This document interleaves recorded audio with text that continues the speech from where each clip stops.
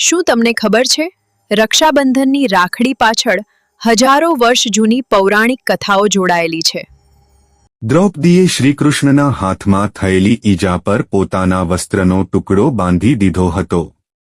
શ્રીકૃષ્ણે તેના આ પ્રેમને યાદ રાખીને દ્રૌપદીની રક્ષા કરી હતી। દેવાસુર યુદ્ધ દરમિયાન ઇન્દ્રાણી ઇન્દ્રદેવના હાથ પર પવિત્ર રક્ષાસૂત્ર બાંધ્યું હતું।